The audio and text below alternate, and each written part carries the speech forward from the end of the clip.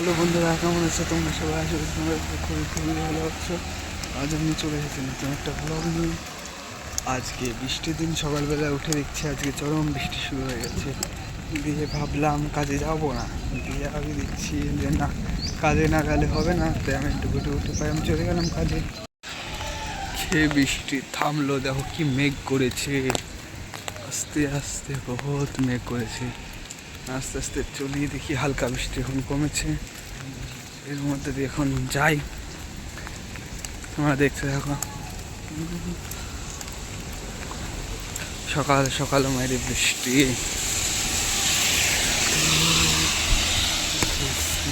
খাবো কাকার ভাত।